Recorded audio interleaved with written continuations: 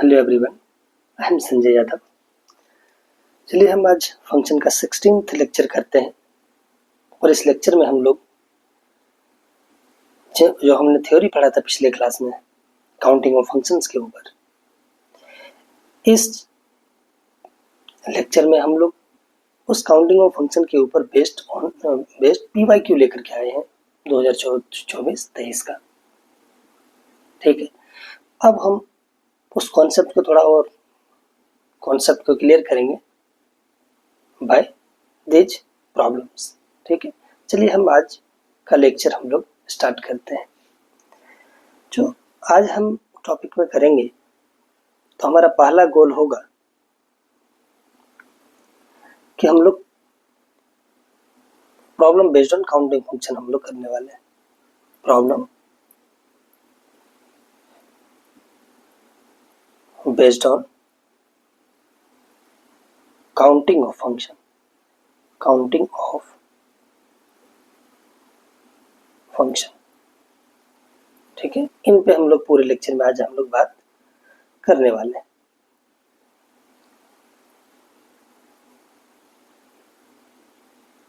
तो चलिए हम लोग आगे बढ़ते हैं।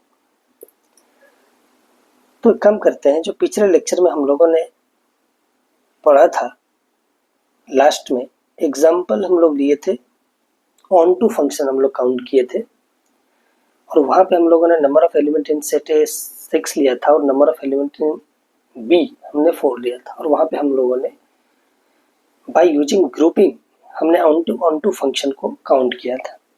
फॉर्मूला से तो आप काउंट कर ही लोगे। एक बार बाय ग्रुपिंग से एक और एग्जांपल को हम लोग डिस्कस कर लेते हैं, उसके बाद हम लोग PYQ करेंगे। ठीक है, ताकि वो थोड़ा PNC वाला फंडा क्लियर हो जाए तो अच्छी बात है। तो उस पर एक एग्जांपल हम लोग कर लेते हैं। जैसे कि हमने number of element in A हमने इस बार ले लिया 5 एंड और number of element in B हमने क्या लिया इस बार 4। How many onto functions are there?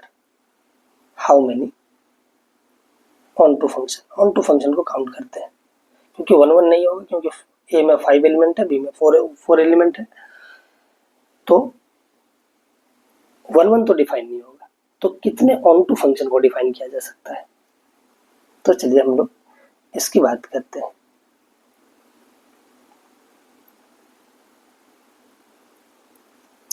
मान लो कि एक सेट है हमारे पास जिसमें हमारे पास 5 एलिमेंट है और अनदर सेट है हमारे पास जिसके पास हमारे पास कितने एलिमेंट है? 6 एलिमेंट, 4 एलिमेंट है। हमारे पास इसमें A1, A2, A3, A4, A5 और यहाँ पे हमारे पास है B1, B2, B3 और B4। ये हमारे पास इसमें 4 एलिमेंट है, इसमें 5 एलिमेंट है। हमको काउंट करना है कि इसमें कितने ऑन टू फंक्शन को डिफाइन किया जा सकता है। ठीक है, तो हमने क्या बोला था, इसको बुक कंसिडर करते हैं और इसको कंसिडर करते हैं स्टूडेंट, और ऐसे सोचते हैं कि ये 5 बुक है हमारे पास और इन 5 बुक्स को हमें 4 स्टूडेंट में डिस्ट्रीब्यूट करना है, सो दैट कि हर एक स्टूडेंट को कम से कम एक बुक मिले। इन सबको डिस्ट्रीब्यूट भी करना है इन्हीं में, और इनमें हर एक को एक ना एक मिले। इसका मतलब है कि यहाँ पे छूटना नहीं चाहिए एक भी एलिमेंट, और ये वाला पूरा डिस्ट्रीब्यूट भी हो जाना चाहिए। तो जितने तरीके से मैं इस 5 बुक्स को इन 4 स्टूडेंट में बांट पाऊंगा, सो दैट कि ईच स्टूडेंट गेट एटलीस्ट 1, तो वो जो हमारा नंबर ऑफ पॉसिबिलिटी होगा वही हमारा क्या होगा, टोटल नंबर ऑफ फंक्शन हो जाएगा। ठीक है, इस तरीके से हम लोग सोच सकते हैं। तो हमारे पास 5 बुक्स हैं, हमारे पास 4 स्टूडेंट हैं और हमें डिस्ट्रीब्यूट करना है इस 5 बुक्स को इस 4 स्टूडेंट में। तो सबसे पहले हम लोग क्या करते हैं, पहले इस 5 बुक्स का हम लोग 4 पैकेट बना लेते हैं और हर एक पैकेट में कम से कम एक डालेंगे। तो इस पैकेट को बनाने के लिए हमारे पास कितने तरीके हो सकते हैं, किस किस टाइप का हम लोग पैकेट बना सकते हैं, पहले वो देखते हैं। दैट मीन्स ग्रुपिंग कैसे करेंगे हम लोग ग्रुपिंग करते हैं या पैकेटिंग करते हैं, एक ही बात है, पैकेजिंग करते हैं। मान लो कि हम लोग पहले पैकेट में 1 डाल दिए, दूसरे पैकेट में 1 डाल दिए, तीसरे पैकेट में 1 डाल दिए, 3 पैकेट बन गया है। लास्ट पैकेट बनाना है तो हमको क्या डालना पड़ेगा, 2 बुक्स डालने पड़ेंगे। यहाँ पे हमारा 5 का 5 बुक यूज भी हो गया, 4 पैकेट भी बन गया। क्या और कोई पैकेजिंग संभव है क्या इसमें दो डाल सकता हूँ? हमने देखा कि 4 एक से काम नहीं बनेगा, क्योंकि फिर अगर 4 एक दे दिए तो ये 5 बुक हम लोग यूज नहीं कर पाएंगे। हमें 5 के 5 बांटने हैं 4 स्टूडेंट में, रखना नहीं है एक भी। तो अगर मैं दो अगर 2 यूज कर लेता हूं तो 4 1 5 पैकेटिंग हमारे पास 3 ही बनता है। तो इस टाइप का ग्रुप संभव नहीं है। 4 1 भी संभव नहीं है, ये भी हम लोग नहीं करेंगे क्योंकि इसमें 4 ही बुक यूज हुए। तो ग्रुपिंग का ये एक ही केस बनता है। तो अब इस टाइप के पैकेट को बनाने का हमारे पास कितने तरीके हैं। पहले तो पैकेट बनाएंगे, उसके बाद उसी को डिस्ट्रीब्यूट कर देंगे।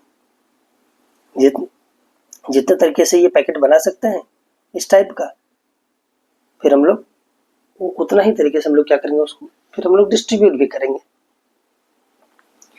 तो इस टाइप का ग्रुपिंग हम लोग कितना तरीके से कर सकते हैं 5 बुक्स का। तो हम लोग क्या करते हैं, ये 5 फैक्टोरियल जितने का हमको ग्रुपिंग करना होता है 5 फैक्टोरियल, और 1 फैक्टोरियल हमारे पास 3 बार रिपीट हुआ है। तो 1 factorial into 1 factorial into 1 factorial, 1 factorial two the power cube into 2 factorial.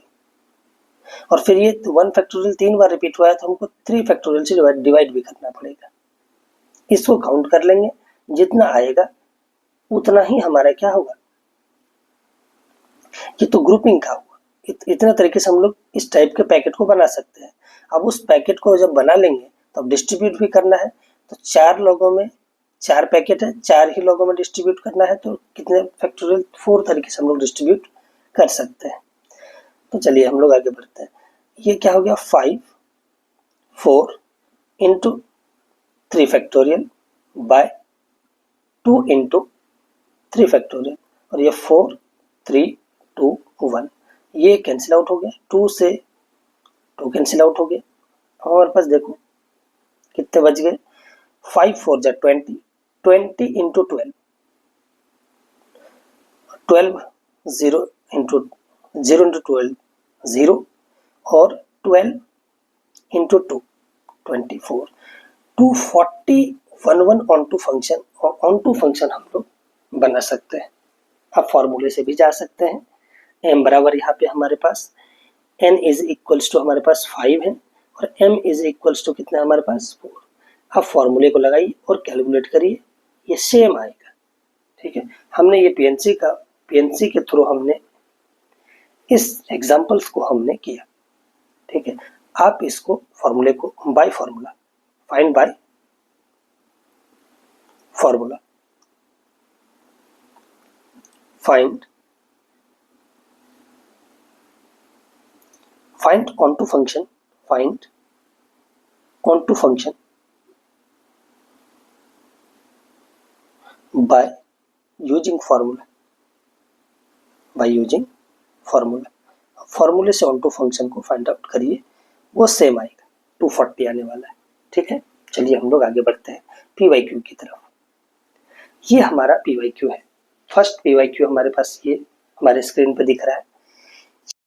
फिर हम लोग इस क्वेश्चन को स्टार्ट करते हैं। ये क्वेश्चन बोल रहा है कि ये जो T है, इस बिग ब्रैकेट के अंदर जो भी T रहेगा वो रिप्रेजेंट करेगा ग्रेटेस्ट इंटीजर लेस देन और equal to T। That means ये जो है ये रिप्रेजेंट कर रहा है इस नंबर का ग्रेटेस्ट इंटीजर, और एक सेट A है जो इस नंबर का प्राइम फैक्टर है, प्राइम फैक्टर्स का सेट है। फंक्शन डिफाइन कर दिया गया A to Z इस तरीके से। तो बताना है कि number of 1 to 1 function from set A to set A to the range of F क्या होगा।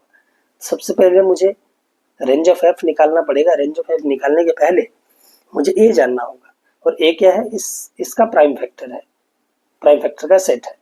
तो पहले इसका प्राइम फैक्टर निकाल लेते हैं, ये A मालूम हो जाएगा, A से हम लोग इसका रेंज निकाल लेंगे। नहीं, रेंज निकाल लेंगे तो हमारा 1 to 1 फंक्शन वहां से हम लोग निकाल सकते हैं। ठीक है, तो चलिए हम लोग बात करते हैं। तो इसका प्राइम फैक्टर निकाल लेते हैं पहले। 2310 का प्राइम फैक्टर 2, 1 1 5 5, 3 3 8 5 5 7 7 और यहाँ पे क्या आ गया 7, यहाँ पे 11। तो इसका प्राइम फैक्टर कितना आ गया? तो सेट ए हमारा क्या बन जाएगा? सेट ए हमारा बनेगा 2 3 5 7 और 11। हमारे पास फंक्शन क्या दे रखा है? फंक्शन हमारे पास है greatest integer of log base 2 x square plus greatest integer of x cube divided by 5 और इसका होल का ग्रेटेस्ट इंटीजर। ये हमारे पास फंक्शन दे रखा है, ठीक है। तो इस फंक्शन का हम लोग क्या करेंगे? यूज करते हैं।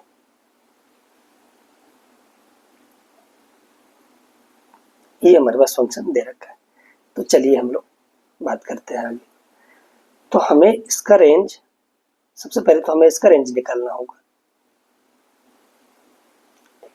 रेंज, ये सेट इसका डोमेन, इस फंक्शन का डोमेन क्या है? ए, ये इसका डोमेन है और हमें रेंज निकालना है। रेंज निकालना है, इस डोमेन इसका डिस्क्रीट सेट दे रखा है, देयरफॉर रेंज क्या हो जाएगा? रेंज ऑफ एफ क्या हो जाएगा? रेंज ऑफ एफ होगा एफ ऑफ 2 एफ ऑफ 3, रख देंगे उसको फंक्शन में, जितना वैल्यू आएगा वही हमारा क्या होगा? रेंज होगा। देखो, चलिए हम लोग बात करते हैं कि F of 2 F of 3 F of 5 F of 7 F of 11 होता क्या है, ये निकाल लेते हैं पहले। क्या पता इनमें से कोई वैल्यू इक्वल आ जाए तो दिक्कत आ सकती है, वरना अगर ये डिफरेंट डिफरेंट आता फिर तो हम लोग बोल सकते थे कि इसमें कितने एलिमेंट है? 5, इसमें भी 5। तो number of 1 to 1 function A to range of F क्या डिफाइन किया जा सकता था? Factorial 5 which is 120 is the answer. तो हमें ये नहीं मालूम है कि F of 2 F of 3 F of 5 F of 7 F of 11 में कोई बराबर है या नहीं, ये हमारे पास अभी जानकारी नहीं है। तो हमें पहले निकालना पड़ेगा F of 2 F of 3 F of 5 क्या है। तो हम लोग जब एफ ऑफ 2 की बात करते हैं तो एफ ऑफ 2 क्या हो जाएगा? log बेस 2, एफ ऑफ 2 क्या होने वाला है? ये हमारे पास होगा 2 2 ज़ा 4 plus 5 by 2 to the power cube 8 8 by 5। 8 by 5 कितना हो जाएगा? 1 पॉइंट समथिंग और इसका ग्रेटेस्ट इंटीजर 1, और इस पूरे का मुझे क्या लेना है? Greatest integer. तो ये कितना हो गया? log बेस 2 और ये हो गया 5। इसका जब ग्रेटेस्ट इंटीजर निकालोगे तो 5 हमें पता है कि 2 टू द पावर 2 और 2 टू द पावर 3 के बीच में लाई करता है। हम एक एक निकाल के दिखा देते हैं कैसे हम लोग सोच रहे हैं। 5 lies between 2 to the power cube और greater than 2 to the power 2 और log बेस 2 है। क्या है? log base 2। log base 2 a बराबर 2, बेस इसका 2 है, 1 से बड़ा है, तो ये log होता है इंक्रीजिंग फंक्शन। इंक्रीजिंग फंक्शन है जिसमें हम लोग log बेस 2 लगा दें तो इनक्वालिटी में चेंज नहीं आएगा। ये इधर log बेस 2 लगाए तो 2 हो जाएगा, ये log बेस 2 5 हो जाएगा और ये कितना हो जाएगा? 3। और अगर log बेस 2 5 2 और 3 के बीच में लाई कर रहा है तो इसका ग्रेटेस्ट इंटीजर 2 आएगा। ये हमने निकाल के देख लिया। हम लोग निकाल लेते हैं एफ ऑफ 3। एफ ऑफ 3 कितना होने वाला है? एफ ऑफ 3 जब निकालेंगे तो greatest integer of log base 2, तो 3 3 ज़ा 9 प्लस 3 टू द पावर 3 कितना हो जाएगा? ये 27। 27 कितना हो गया? 5 पॉइंट समथिंग। 5 पॉइंट समथिंग का ग्रेटेस्ट इंटीजर, तो 6 से छोटा 5 से बड़ा, उसका ग्रेटेस्ट इंटीजर कितना हो जाएगा? 5। तो ये हो गया। ये ग्रेटेस्ट इंटीजर नहीं है, ये वाला ग्रेटेस्ट इंटीजर नहीं है, ये हमारा क्या है? ये स्मॉल ब्रैकेट है इससे और होल का ग्रेटेस्ट इंटीजर। तो ये कितना हो गया? Greatest integer of log base 2 और ये कितना हो गया? 14। ये क्या होगा? इसका ग्रेटेस्ट इंटीजर कितना होगा? 14 कहाँ पे लाई करता है? 14 लाई करता है 2 टू द पावर 4 से छोटा और 2 टू द पावर 3 से बड़ा, 8 से बड़ा 2 टू द पावर 3 और 2⁴ के बीच में लाई करता है। log बेस 2 ले लेंगे क्योंकि log बेस 2 इंक्रीजिंग फंक्शन है, तो ये 3 हो जाएगा। log बेस 2 14 लेस देन 3 4, तो ये log बेस 2 14 3 और 4 के बीच में लाई कर रहा है, तो इसका ग्रेटेस्ट इंटीजर कितना हो जाएगा 3। ठीक है, तो अब हम लोग बात करते हैं किसका, f(3) का। f(5) क्या होगा, greatest integer of log base 2, ये 5 5 जा 25 प्लस 125/5 का ग्रेटेस्ट इंटीजर। 125/5 का ग्रेटेस्ट इंटीजर कितना हो जाएगा, 5 का क्यूब बाय 5, 5 का स्क्वायर 25, ये कितना हो जाएगा 25। और ये इसका ग्रेटेस्ट इंटीजर, होल का ग्रेटेस्ट इंटीजर, ये कितना हो जाएगा, ये हमारे पास log बेस 2 और ये हो जाएगा हमारे पास 50। इसका ग्रेटेस्ट इंटीजर कितना होगा 2⁵50। ये हमें पता है कि 2⁵5 कितना होता है 32 और 2⁴ ये 2⁵5 से बड़ा 50 और 2⁶ से छोटा 2⁶ होगा 64। इसमें भी अगर मैं log बेस 2 ले लूँ हर एक में, तो log base 2 50 less than 6 and greater than 5, तो इसका ग्रेटेस्ट इंटीजर कितना हो जाएगा, 5 से बड़ा 6 से छोटा है, तो ग्रेटेस्ट इंटीजर कितना हो जाएगा 5। ठीक है, और अब हम लोग निकाल लेते हैं f(7). f(7) अगर हम लोग निकालेंगे तो क्या निकलेगा, यहाँ पे log बेस 2 7 का स्क्वायर, ये हमारे पास ऐसे स्मॉल ब्रैकेट है, 7 का स्क्वायर 49 प्लस 7⁵, वो कितना हो जाएगा 7 7 7 जा 49, 49 इंटू 7 तो 63, ये 240 343, 7 4 जा 28 28 और ये 6 34 343 343/5 343/5 कितना हो जाएगा, ये तो 5 6 जा 30 30 और यहाँ पे 33, फिर 6 और पॉइंट समथिंग 66 पॉइंट समथिंग, तो उसका ग्रेटेस्ट इंटीजर कितना हो जाएगा 60। ये हो जाएगा आपका कितना, ये आपको होने वाला है 5 6 जा 34, यहाँ पे 43 और 8 5 जा 40, 68 पॉइंट समथिंग जो भी आएगा, 68 पॉइंट से बड़ा, उसका ग्रेटेस्ट इंटीजर कितना होगा 68। और इस पूरे का ग्रेटेस्ट इंटीजर ये आ जाएगा हमारा log बेस 2, और ये हमारा आ जाएगा 9 8 7 17 और 4 और 6 10 और 1 11, ये इसका ग्रेटेस्ट इंटीजर इस पूरे का क्या होगा 117। ये 117 कहाँ पे, ये 117 इज लेस देन 2⁵7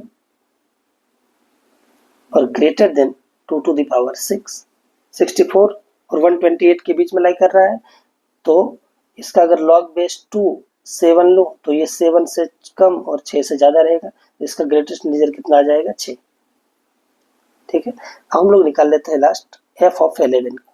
f(11) क्या होगा, greatest integer of log base 2 11 11 जा 121 प्लस 11 इंटू 11 121 11⁵, यहाँ पे किधर है 11⁵, 1 11⁵,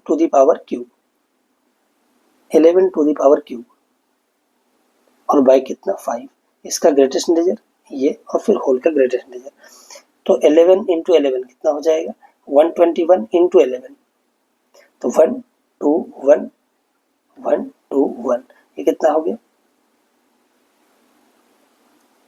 13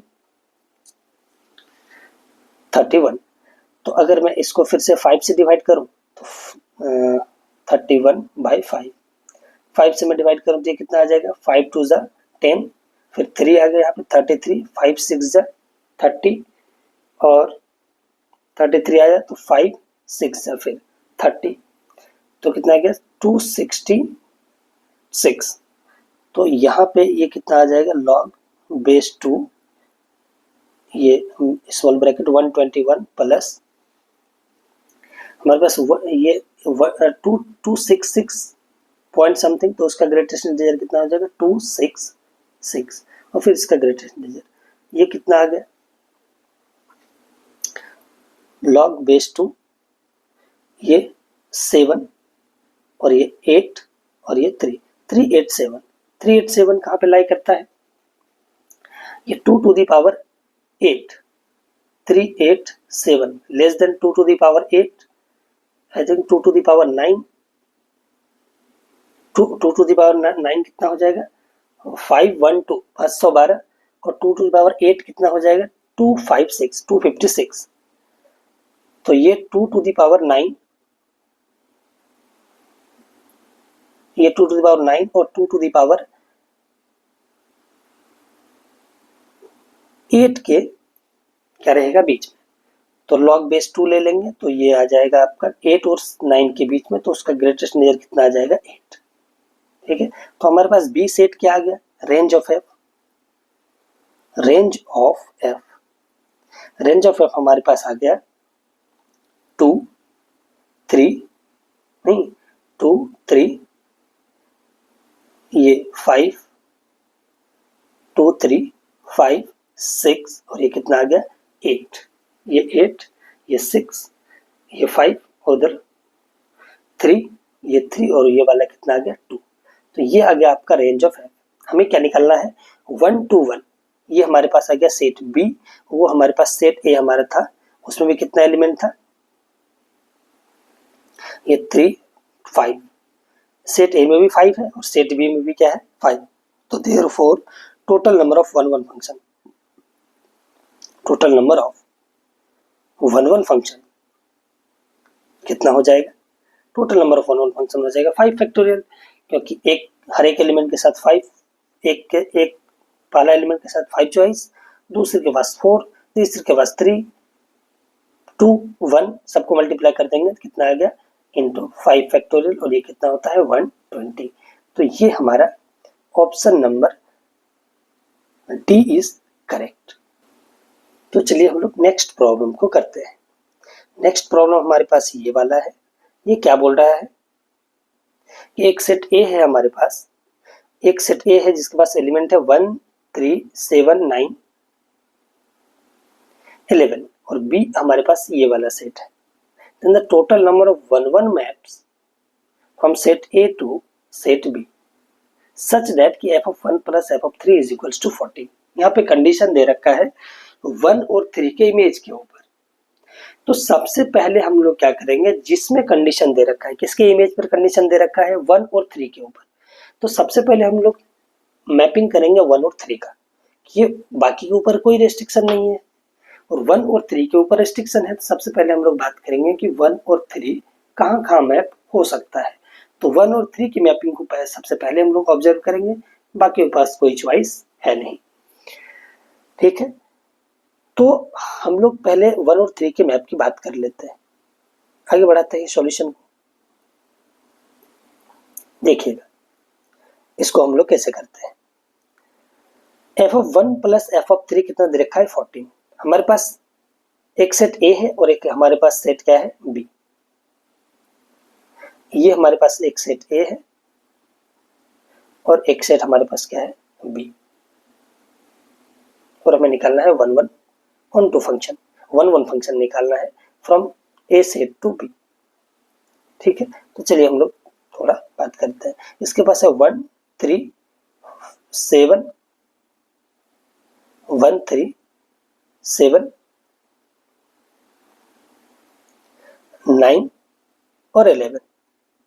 ठीक है, और इसके पास है 2 4 5 7 8 10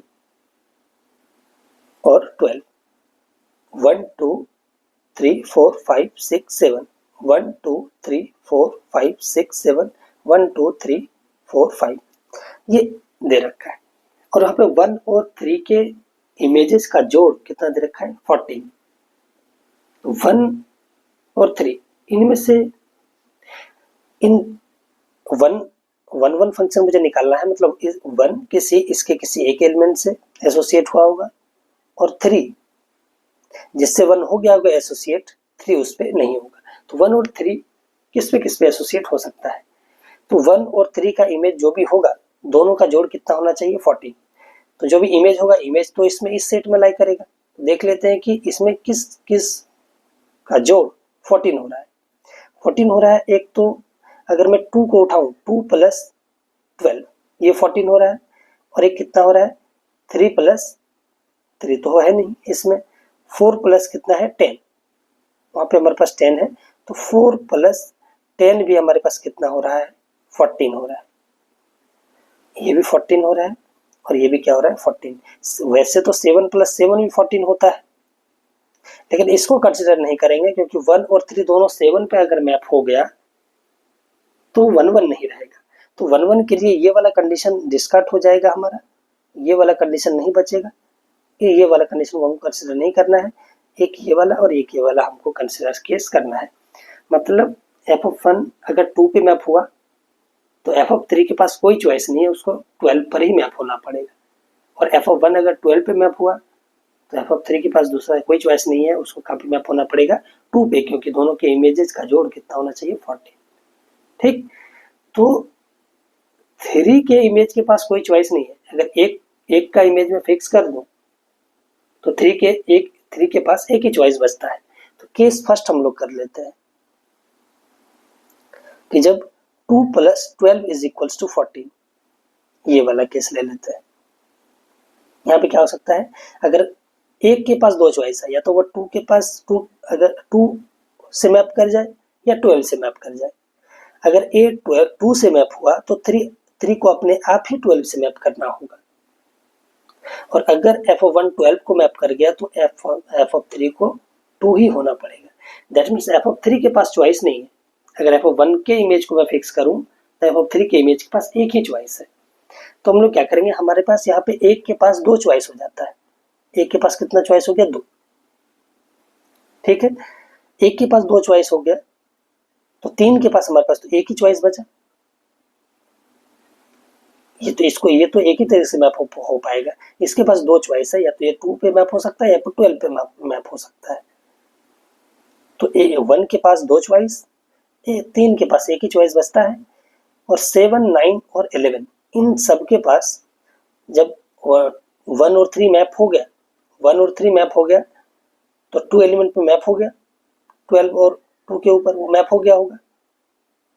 ठीक है, दो चॉइस से, या तो 1 इस पे गया होगा या 1 इस पे गया होगा। 1 इस पे गया होगा तो 3 इस पे गया होगा, और अगर 1 इस पे गया होगा तो 3 इस पे गया होगा। तो इधर का दो एलिमेंट इधर के दो एलिमेंट से मैप हो गया होगा। बाकी एलिमेंट इधर बच गए 3, और इधर कितने बच गए? 1 2 3 4 5 6 7 7 था उसमें, हमारे पास कितने बच गए? 1 2 3 4 5 6 7 हमारे पास कितने बच गए? हमारे उधर 5 बच गए। नहीं, इधर 3 है और इधर कितना बच गए? 5। तो 7 के पास कितना चॉइस? 5 में से किसी के पास भी मैप हो सकता है। 9 के पास, अब जहाँ पे 7 मैप हो गया होगा वहां पे अब 9 नहीं हो पाएगा, क्योंकि 1 1 बनाना है। तो 9 के पास हमारे पास 4 चॉइस, और फिर हमारे पास जो 11 बचेगा उसके पास हमारे पास कितना चॉइस रहेगा? 3 चॉइस रहेगा। ठीक है, तो ये कितना मैप हो गया यहाँ पे? 20, 23 60, 60 इंटू 2 120 यहाँ से मिल गए मुझे मैप। ठीक है, केस ये तो 1 था, केस हम लोग 2 ले लेते हैं। केस 2 में क्या होगा? केस 2 में हमें लेना है कि ये 4 प्लस 10 इज इक्वल्स टू 14 वाला केस लेना है, जब f(1) और 3 10 और 4 पे मैप होगा। तो यहाँ भी टोटल नंबर ऑफ फंक्शन कितना होगा? टोटल नंबर ऑफ 1 1 फंक्शन कितना होगा? नंबर ऑफ 1 1 फंक्शन कितना हो जाएगा जब ये दोनों केस रहेगा? तो number of 1 1 function, number of 1 1 function कितना हो जाएगा? जरा सोचते हैं कितना होगा? 10 4 प्लस 10 इज टू 14, मतलब 1 और 3 को इस बार 4 और 10 को मैप करना है। डिसाइड कौन करे कौन कहाँ पे मैप हो रहा है, किसी एक को फिक्स करते हैं। अगर 1 को 4 पे मैप कर दिए तो 3 को 10 पर ही मैप करना पड़ेगा, क्योंकि 4 और 10 का ही जोड़ होता है 14। तो हमें एक को अगर 4 पे मैप किए, 3 को अपने आप 10 पे जाना पड़ेगा। अगर 1 10 को मैप कर गया तो 3 को अपने आप 4 पे मैप करना पड़ेगा। हम पहले 1 को मैप कर रहे हैं, आप 3 को भी पहले मैप कर सकते हैं, आंसर में कोई परिवर्तन नहीं आएगा। तो अगेन हमारे पास 1 के पास कितना चॉइस हो गया 2, 3 के पास अगेन हमारे पास 1 चॉइस, और इधर 7 के पास अगेन 5 चॉइस, 9 के पास 4 और 11 के पास हमारे पास 3 चॉइस बचता है। और इसको मल्टीप्लाई करें तो ये सेम चीज है, यहाँ पे कितना आ गया 120। 120 therefore required number of 1 1 function, total number of 1 1 function कितना हो गया, रिक्वायर्ड नंबर ऑफ 1 1 फंक्शन कितना हो जाएगा, दोनों केस को ऐड करना पड़ गया, या तो ये बनता है या फिर वो, या का केस आता है तो हम लोग दोनों को ऐड करते हैं। 120 प्लस 120 कितना हो गया, ये 240। 240 इज द आंसर, ये हमारा क्या हो गया, आंसर हो गया। ये कौन सा ऑप्शन है हमारे पास, 240, option B is the correct option. ठीक है, तो चलिए हम लोग आगे बढ़ते हैं नेक्स्ट प्रॉब्लम की तरफ। तो नेक्स्ट प्रॉब्लम हमारे पास क्या है, एक सेट हमारे पास ए दे रखा है x, y, 2x plus y जो सेटिस्फाई करता है इसका x, y कोऑर्डिनेट के फॉर्म में इसका एलिमेंट दे रखा है, और इसका कोऑर्डिनेट इस इक्वेशन को सेटिस्फाई करता है 2x plus 3y is equals to 23, x, y belongs to natural number. और b एक सेट है, इस सेट में जितने भी एलिमेंट होंगे सेट ए में उसके सारे x कोऑर्डिनेट का collection, the number of 1 1 function from the set A to set B. तो 1 1 function from set A to set B क्या हो सकता है। तो चलिए फिर से हम लोग इस प्रॉब्लम को स्टार्ट करते हैं।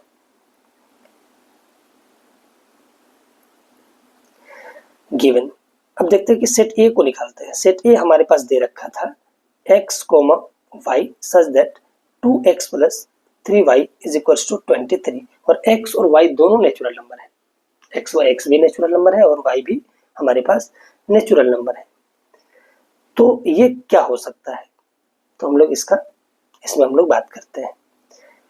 तो पहले तो ये निकालते हैं, ये दे रखा है हमारे पास 2x plus 3y is equal to 23। इस इक्वेशन को सेटिस्फाई करने वाले कितने x y होंगे तो बहुत सारे, लेकिन दोनों का जोड़ भी कितना होना चाहिए 23।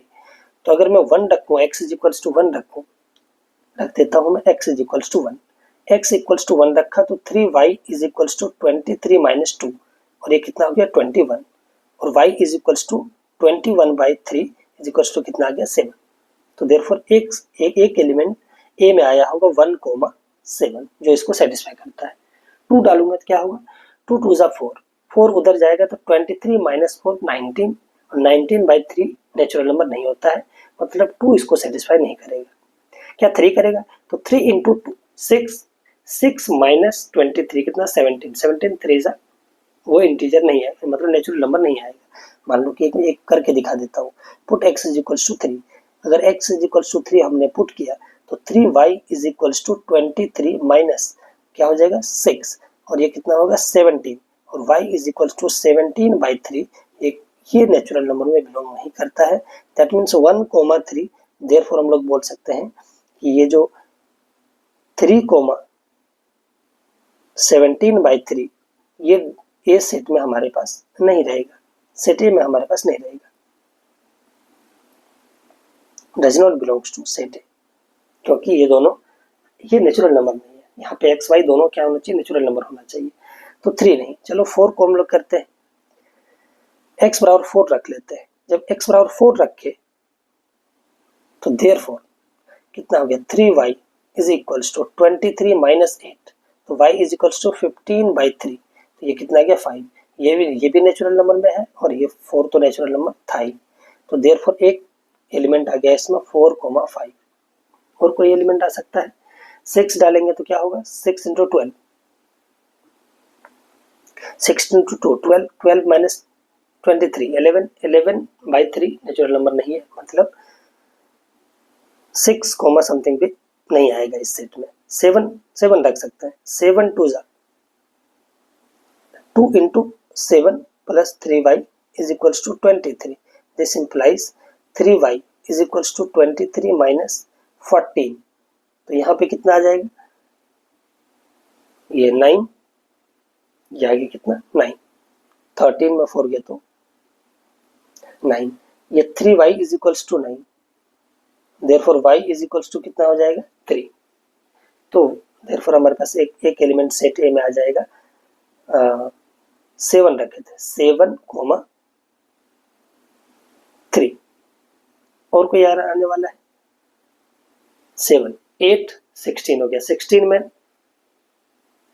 23 में 16 गया तो नहीं 7, 3y is equal to 7, y is equal to 7/3, वो नेचुरल नंबर में नहीं है तो 7 नहीं होगा, 8 नहीं होगा, 9 नहीं, 9 भी नहीं होगा क्योंकि वो 5 आ जाएगा, 10 देंगे तो यहाँ पे 20, और इधर 23 में 20 गया तो 3, y बराबर 3/3, तो वो नेचुरल नंबर में है। देयरफॉर अगर मैं पुट करता हूँ x is equals to 10, therefore y कितना मिल जाता है 3y is equals to 23 minus 20, this implies 3y is equals to 3, this implies y is equals to कितना आ गया 1। तो देयरफॉर एक एलिमेंट a में हमारे पास एक एलिमेंट ये भी आ गया 10, 1, तो सेट a में कितने एलिमेंट आ गए, therefore set a is equals to, इसमें आ गया एलिमेंट कौन कौन सा, पहला एलिमेंट आया 1, 7, दूसरा एलिमेंट आ गया 4, 5 इधर, और तीसरा एलिमेंट आ गया 7, 3, ठीक है, और चौथा एलिमेंट क्या आ गया 10, 1, 10, 1 इसका चौथा एलिमेंट आ गया। तो सेट बी क्या होगा, सेट बी क्या बोला है, सेट बी होगा सेट ऑफ ऑल एक्स, देखो बी क्या होगा, ये बी बोला है कि set of all x such that x, y belongs to A, x coordinate, set of all x coordinate where x, y belongs to A, तो x coordinate में क्या आ जाएगा 1, 4, 7 और 10, ए के पास भी 4 एलिमेंट, बी के पास भी 4 एलिमेंट, दोनों 4 चॉइस, 4 में से किसी में भी, इसके पास 3 चॉइस बचे, 1, 1 बनाना है, इसके पास 2 और इसके पास कितना 1, तो देयरफॉर इसका number of 1, 1 function, total number of 1, 1 function कितना हो गया 4 factorial, 4 into 3 into 2 into 1, that means 4 factorial, और ये कितना हो जाएगा 24, 4 factorial is the answer, 4 factorial और 24 इज द आंसर। ओके, तो चलिए हम लोग नेक्स्ट प्रॉब्लम की बात कर लेते हैं। नेक्स्ट प्रॉब्लम क्या है, ये एक सेट दे रखा है, हमारे पास एक सेट ए दे रखा है, क्या ए is equals to 1, 2, 3, so on, 7, और ए क्या है, एक पावर सेट है, set of A, if the number of function from a to power set of a such that a belongs to f of a, for all a belongs to a is m to the power n, m, n belongs to natural number and n is least, then m plus n is equals to m, वो क्या हो सकता है, m क्या है list, ठीक है। तो चलिए हम लोग इसमें हम लोग बात कर लेते हैं कि इसका क्या मीनिंग है, ठीक है। तो ए सेट में हमारे पास 7 एलिमेंट है, ए सेट में हमारे पास 7 एलिमेंट है, यहाँ पे हमारे पास ए है, तो यहाँ पे हमारे पास क्या है पावर सेट ऑफ, इन दोनों में हमको मैप कराना है, सारे फंक्शन निकालना है, total number of function from set A to power set of A.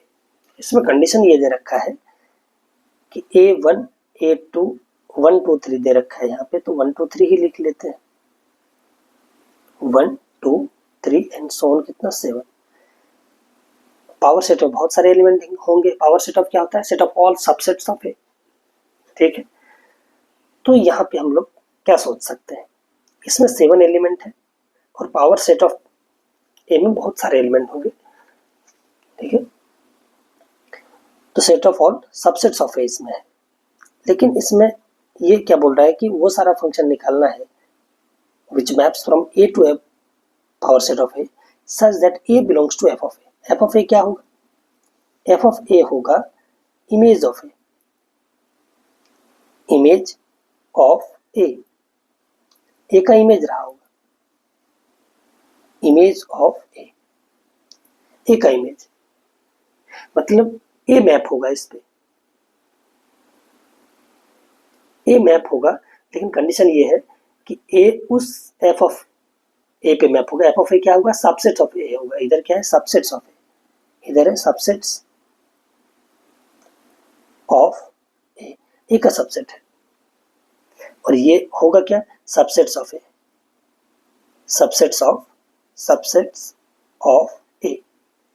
का सबसेट होगा एफ ऑफ ए। ठीक है, इसका मतलब क्या है कि ए जो ए है हमारे पास, वो ए मैप होगा ऐसे सबसेट के ऊपर जिस सबसेट में ए खुद लाई करेगा। नहीं, ये यहाँ हमारे पास ए का ही सबसेट है, इधर का कोई सा भी मतलब एक को उठाएंगे तो एक उसी सबसेट के ऊपर मैप होने वाला है इस फंक्शन एफ के अंदर, जिस सबसेट में खुद 1 होगा। तो इसका क्या मतलब हुआ कि एक के पास कितने चॉइस है, यहाँ पे कितने एलिमेंट से वो मैप हो सकता है, कितने चॉइस है। ठीक है, देखिए अगर हम लोग फॉर्मूला एग्जैक्टली फॉर्मूला याद कर लेंगे तो इसका प्रॉब्लम नहीं बनने वाला है। मुझे फॉर्मूला के साथ साथ लॉजिक भी पता होना चाहिए कि फॉर्मूला आया कैसे, वही काम करने वाला है। यहाँ पे हम लोग यहाँ पे फॉर्मूला का कहीं भी यूज नहीं किया, हम लोग बाय लॉजिक जा रहे हैं। फॉर्मूला लिख भले लिए हैं, यूज बहुत कम कर रहे हैं हम लोग। ठीक है, तो यहाँ पे हमारे पास 7 एलिमेंट है। हम लोग पहले तो 1 को कंसिडर करते हैं कि 1 यहाँ पे कितने एलिमेंट मैप हो सकता है। यहाँ 1 उसी सबसेट्स के ए के उसी सबसेट को मैप करेगा जिस सबसेट में 1 खुद होगा, और यहाँ तो ए का ही सबसेट है, तो ये पता करें कि ए का कितना सबसेट है बन सकता है जिसमें 1 खुद हो। ऐसे कितने सबसेट हो सकते हैं। मान लो कि हमने कोई सबसेट भी बना लिया जिसमें 1 को फिक्स कर दिए। बी के सबसेट में कितने एलिमेंट आ सकते हैं, मैक्सिमम मिनिमम 1 तो आएगा ही आएगा। 1 को रखना ही है उस सबसेट में, 1 को रखना ही है। अब बच गए हमारे पास 6 एलिमेंट। 6 एलिमेंट या तो इसमें आ भी सकता है, नहीं भी आ सकता है, सबसेट हो जाएंगे 1 को कंटेन करने वाला। तो 2 इसमें आ भी सकता है, नहीं भी आ सकता है। आ जाए तो भी 1 को कंटेन करने वाला ए का सबसेट हो गया, नहीं आ गया तो भी हो गया, ना आया तो भी हो गया, क्योंकि 1 यहाँ पे फिक्स है। तो टोटल नंबर ऑफ ऐसे कितने सबसेट हो सकते हैं जिसमें 1 खुद हो, तो 1 को हमने फिक्स कर लिया। बाकी 6 एलिमेंट इसमें आ भी सकते हैं, नहीं भी आ सकते हैं। तो कितने चॉइस हो गए बाकी एलिमेंट के पास, तो बाकी एलिमेंट या तो आएंगे या नहीं आएंगे। कितने चॉइस, 2 एंड 2 आ भी सकता है, नहीं भी आ सकता है, एंड 3 आ भी सकता है, नहीं भी आ सकता है। तो इसके पास भी कितने चॉइस हो गए, 2। तो इसी तरीके से अगर मैं देखूं तो बाकी जो 6 एलिमेंट है सबके पास 2 चॉइस है, या तो इसमें आएगा या फिर इसमें नहीं आएगा। कितने चॉइस हो गए, कितने, 2 to the power 6 चॉइस। तो 2 to the power 6 he subset बनेंगे जिसके पास क्या होगा, 1 होगा। ठीक है, तो ऐसे 1 को कंटेन करने वाला इधर 2 to the power 6 सबसेट है इधर। तो 1 को मैप करने के लिए हमारे पास कितने चॉइस हो गए, 2 to the power 6 चॉइस। उसी तरीके से अगर मैं यहाँ पे 2 फिक्स कर दूं तो 2 फिक्स कर दूं तो अगेन 2 चॉइस सो ऑन, कितना 2 choice, 2 to the power 6 choice होंगे 2 के लिए भी। तो 2 को मैप करने के लिए, क्योंकि हमें फंक्शन बनाना है, तो 2 को फिर से मैप करने के लिए हमारे पास कितने चॉइस हो गए, 2 to the power 6। क्योंकि 1 1 और 2 तो हमको चाहिए नहीं, हमको टोटल नंबर ऑफ फंक्शन चाहिए।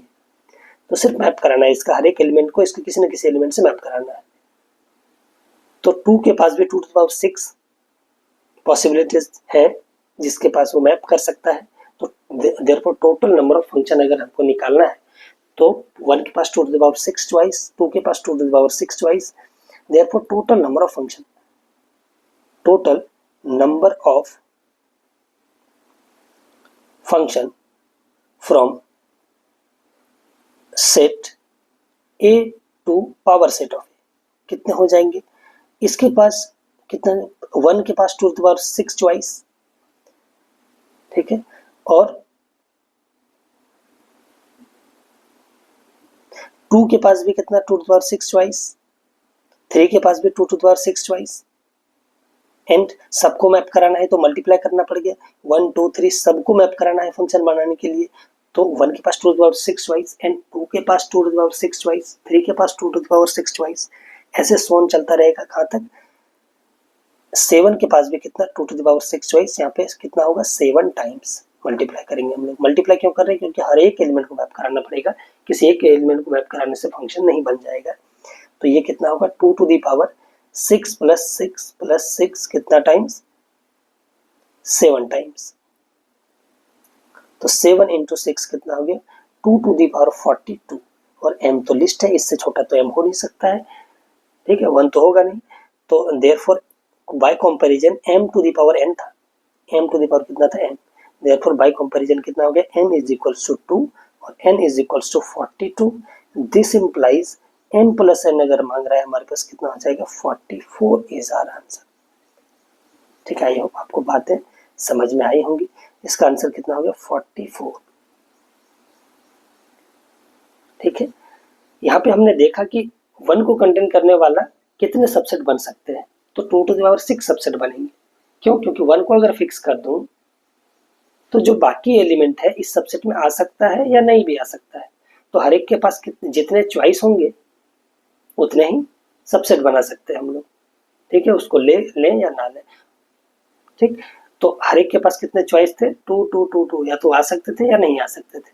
एंड लगा क्योंकि हर एक के पास 2 2 सबसेट थे, इसलिए एंड का केस आ रहा था, हम लोग मल्टीप्लाई किए, तो एक को कंटेन करने वाला इस सेट में 2 to the power 6 एलिमेंट है, 2 to the power 6 सबसेट है, तो 1 उसी सबसेट में मैप होगा जहां जिसमें 1 कंटेन कर रहा होगा, और ऐसा सबसेट कितना था 2 to the power 6, तो 1 के पास 2 to the power 6 चॉइस थे, 2 के पास भी 2 to the power 6, तो हमने सबको मल्टीप्लाई कर दिया, हमारा आंसर कितना आ गया 44। आई होप आपको ये प्रॉब्लम समझ में आया होगा। एक बहुत ही बेहतरीन कॉन्सेप्ट है। ये कॉन्सेप्ट है कि किसी भी सेट में अगर n एलिमेंट है, कितने एलिमेंट है, number of element in set अगर n है, तो किसी भी एक एलिमेंट a को कंटेन करने वाला नंबर ऑफ सबसेट, मान लो कि number of subsets containing a कितना होता है, number of subsets containing any element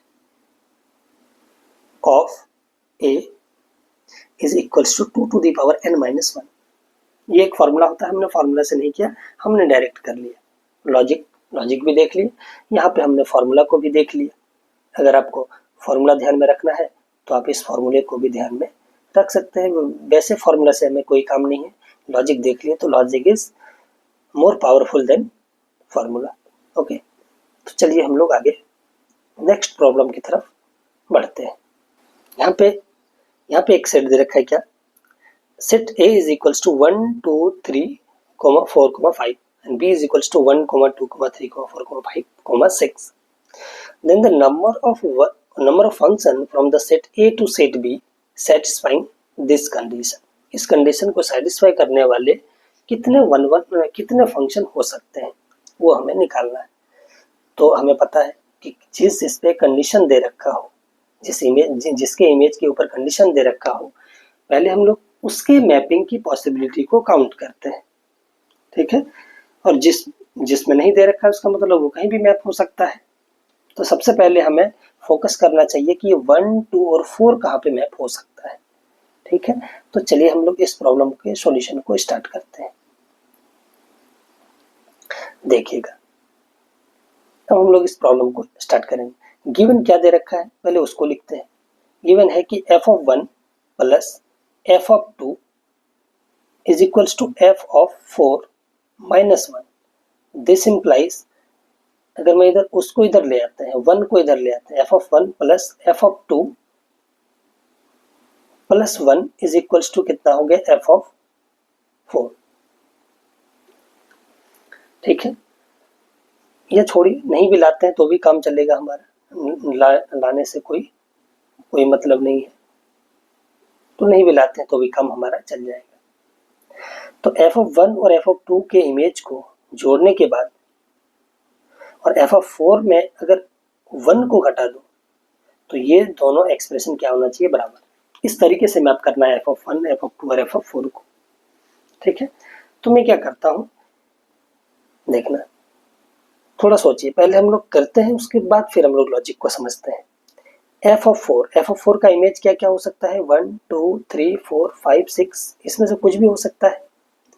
लेकिन कभी भी f(4) का इमेज 1 नहीं हो सकता, क्योंकि अगर 1 होता तो 1 - 1 क्या हो जाएगा, 0। तो f(1) का इमेज और 2 के इमेज का जोड़ कभी भी 0 नहीं हो सकता, क्योंकि f(1) का मिनिमम 1 पे मैप हो सकता है, f(2) भी मिनिमम 1 पे मैप हो सकता है। तो 1 + 1 एटलीस्ट इन दोनों का जोड़ कितना होगा, 2 होने वाला है। ठीक है, तो f(4) के ऊपर हम लोग कंडीशन यूज करते हैं। f(4) क्या है, f(4) ज्यादा से ज्यादा किस पे मैप हो, f(4) हमें पता है कि f(4) 6 पे मैप होगा या फिर 6 से कम ही पर मैप हो सकता है। ठीक है, तो दोनों का जोड़ f(1) प्लस ये जो f(1) है, f(1) प्लस f(2) के पास कितने चॉइस हो जाएंगे, वो हो जाएंगे लेस देन और इक्वल टू, यहाँ पे 6 अगर रख दो तो ये कितना हो जाएगा, 5। इन दोनों के इमेज का जोड़ कितना होगा, लेस देन 5। हमने 4 के ऊपर कंडीशन लगा दिया। हम लोग थोड़ा एनालाइज करते हैं कि मान लो कि केस फर्स्ट में हम लोग क्या किए, केस फर्स्ट ले लेते हैं। मान लो कि हमने 1 को मैप कर दिया 1 के ऊपर, तो चॉइसेस ऑफ f(2) कितने होंगे, f(2) कहाँ मैप हो सकता है, ये 1 पे मैप हो सकता है, 1 + 1 2 होगा जो 5 से छोटा है, 2 पे मैप हो सकता है, 3 पे मैप हो सकता है, 4 पे मैप हो सकता है, और क्या 5 पे मैप हो सकता है, नहीं। 5 + 1 कितना हो जाएगा, 6, विच इज लेस देन और इक्वल टू 5। ठीक है, तो यहाँ पे ये मैप नहीं हो सकता है, 5 पे मैप नहीं हो सकता है। तो हम लोग क्या करेंगे, तो f(2) के इमेजेस के पास हमारे पास 4 चॉइस है, और अगर f(1) को 1 ले तो f(2) के पास 4 चॉइस है। तो f(2) के पास 4 चॉइस है। तो f(2) कहाँ मैप हो सकता है, तो f(4) कहाँ मैप हो सकता है, मान लो कि f(1) 1 पे मैप हो गया, अगर f(2) भी 1 के ऊपर मैप हो गया तो f(4) कहाँ पे मैप होगा, तो f(4) को हमेशा 3 के ऊपर मैप करना पड़ेगा। क्यों, क्योंकि f(1) भी हमने बोल दिया 1 और f(2) को भी अगर 1 बोला तो f ये बराबर होना चाहिए f(4) - 1 के, ये कितना है 2, और ये f(4) - 1, this implies that f(4) के पास एक ही चॉइस है, वो कहाँ पे मैप हो सकता है, 3 के ऊपर। अगर मैं f(1) और f(2) के इमेज को फिक्स कर दिया तो f(4) के पास एक ही चॉइस बचेगा। इसलिए हमने क्या किया, पहले 4 के मैक्सिमम पॉसिबिलिटी को देखा, उसके बाद 1 का इमेज और 2 के इमेज को हमने फिक्स कर लिया, तो 4 के पास एक ही चॉइस बचेगा, क्योंकि यहाँ पे साइन ऑफ इक्वालिटी है। दूसरा केस भी थोड़ा समझ लेते हैं कि अगर f(1) को मान लिया जाए हमने 1 पे ही मैप करना है, इस केस में f(2) को हमने 3 पे मैप कर दिया, चलो, तो दोनों का इमेजेस का जोड़ कितना हो गया, 3 + 1 हो गया 4, और ये किसके बराबर होना चाहिए, f(4) - 1 के बराबर होना चाहिए। तो f(4) को हमेशा 3 + 1 और +1 5 पे ही मैप करना पड़ेगा, दूसरा कोई चॉइस इसके पास नहीं बचता है। ठीक है, दैट मीन्स इस केस में कितने फंक्शन बन सकते हैं हमारे पास, क्योंकि f(4) के पास एक ही चॉइस बचता है, f(1) के पास 1 चॉइस, यहाँ पे इधर हमारे पास एलिमेंट है 1 2 3 4 और 5, इधर एलिमेंट है 1 2 3 4 5 और 6। ठीक है, तो 1 के पास तो हमारे पास एक चॉइस है, 1 के पास एक चॉइस है, 1 को 1 पे हमने मैप करा दिया है, 2 को हमने 3 पे मैप करा दिया है, और 4 अपने आप ही कहाँ पे मैप हो जाएगा, 5 के ऊपर। 4 को हमें 5 के ऊपर ही इस केस में मैप करना पड़ेगा। ठीक है, तो 1 के पास हमारे पास 1 चॉइस, ये सिर्फ यहाँ पे इस कंडीशन में हमने ली है। तो 2 तो कहीं भी मैप हो सकता है, 2 हमारे पास टू तो कहीं भी मैप हो सकता है, कहाँ पे, टू के पास हमारे पास 4 केस है, 4 के ऊपर वो कहीं पे मैप कर ले। एफ ऑफ 1 के पास एक केस हमने मान लिया था कि 1 ही चॉइस, 1 पे मैप कर दिए हैं इस केस में। तो एफ ऑफ 2 के पास हमारे पास कितने चॉइस हो गए, 4, 4 में से कहीं भी मैप हो सकता है, 1 2 3 और 4, कहीं भी 1 2 3 4 के ऊपर वो मैप हो सकता है एफ ऑफ 2। अगर एफ ऑफ 2 को जैसे मैप किए तो एफ ऑफ 4 को मैप करने के पास हमारे पास एक ही चॉइस बचते हैं, ठीक है। एफ ऑफ 1 का इमेज फिक्स हो गया, एफ ऑफ 2 का हो गया, एफ ऑफ 4 हमारे पास, एफ ऑफ 4 के पास भी 1 चॉइस, और एफ ऑफ 3 के पास अब हमारे पास 6 चॉइस बचेंगे, 6 में से कहीं से भी मैप हो सकता है। नंबर ऑफ फंक्शन मुझे निकालना है, तो 3 के पास हमारे पास इस 6 में से कहीं भी मैप हो सकता है क्योंकि इसमें कोई रेस्ट्रिक्शन नहीं है। 5 के पास भी हमारे पास कितने चॉइस है, 6 चॉइस। तो टोटल नंबर ऑफ फंक्शन कितने बन गए यहाँ पे इस केस में, तो चलिए हम लोग बाद में ऐड कर लेंगे। तो यहाँ पे 4 इंटू 6 इंटू 6 इतने हमारे पास फंक्शन बनेंगे इस केस में। अगर मैं एफ ऑफ 1 को 1 पे मैप कराऊं तो केस सेकंड ले लेते हैं। केस सेकंड में क्या है कि अगर एफ ऑफ 1 को मैं 2 पे मैप करा दूं, एफ ऑफ 1 कहीं भी मैप हो सकता है, ठीक है। तो अगर एफ ऑफ 1 को मैंने 2 पे मैप कराया और F of 1 plus f of 2 less than 5 होना चाहिए, तो देयरफॉर एफ ऑफ 2 के पास कितने चॉइस बचेंगे इस बार, एफ ऑफ 2 के पास हमारे पास या तो 1 होगा या 2 होगा या 3 होगा, 4 नहीं हो सकता, 4 प्लस 2 कितना हो जाएगा 6, वो लेस देन 5 नहीं है। तो इसके पास हमारे पास 2 चॉइस, 3 चॉइस होंगे। अगर मैं एफ ऑफ 1 और एफ ऑफ 2 का इमेज को फिक्स कर दिया तो एफ ऑफ 4 का भी इमेज फिक्स अपने आप हो जाएगा। तो उसके पास एक ही चॉइस बचेगा कि वो कहाँ पे मैप कर सकता है, क्योंकि f of 1 plus f of 2 is equals to F of 4 minus 1 होना है। तो एफ ऑफ 4 का इमेज अपने आप ही फिक्स हो जाएगा, उसके पास एक ही चॉइस बचेगा। तो इस केस में कितने फंक्शन बनेंगे, एक के पास एक चॉइस, 2 के पास हमारे पास 3 चॉइस, और फिर 4 के पास एक, और बाकी 3 और 5 के पास हमारे पास कितने हो जाएंगे, 6 चॉइस हो जाएंगे। तो यहाँ से यहाँ पे हमारे पास जो टोटल नंबर ऑफ फंक्शन जो आया कितना आ गया, नंबर ऑफ फंक्शन आ गया 3 इंटू 6 इंटू 6, ठीक है। केस थर्ड, अगर एफ ऑफ 1 कितना हो जाए 3, एफ ऑफ 1 अगर 3 हो गया तो देयरफॉर एफ ऑफ 2 कितना हो जाएगा, एफ ऑफ 2 या तो 1 हो सकता है या 2 हो सकता है, दूसरा कुछ नहीं हो सकता। Therefore total number of function इस केस में कितने बनेंगे, एक के पास 1 चॉइस, 2 के पास अगेन 2 चॉइस, 4 के पास एक ही बचेंगे, 3 के पास 6, और फिर 5 के पास भी कितना 6 चॉइस। तो इतना टोटल नंबर ऑफ फंक्शन बन गए 2 इंटू 6 इंटू 6। केस थर्ड ले लेते हैं कि अगर एफ ऑफ 1 के पास 4 हो जाए तो एफ ऑफ 1 कितना हो जाए 4, तो एफ ऑफ 4 अगर हुआ तो एफ ऑफ 2 को कितना होना पड़ेगा, ये 1 ही होना पड़ेगा, ये लेस देन इक्वल टू कितना है 5। तो देयरफॉर 1 के पास 1 चॉइस, 2 के पास भी 1 चॉइस, एक पर ही मैप हो सकता है, 3 के पास 6, 4 के पास 1, और फिर 5 के पास 6। तो इसके पास कितने 6 इंटू 6 इतने फंक्शन बने।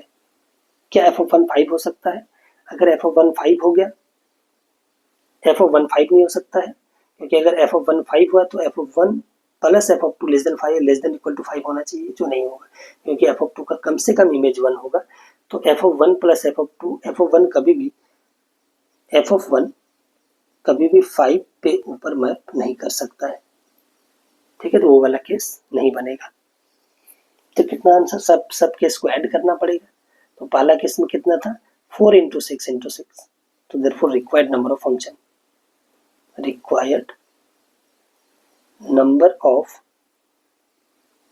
फंक्शन कितने हो सकते हैं, 4 into 6 plus 3 into 6 plus 2 into 6 plus 1 into 6 this implies total number of function कितने हो जाएंगे 4 plus 3 plus 2 plus 1 into 36 common निकाल लिया 36 को।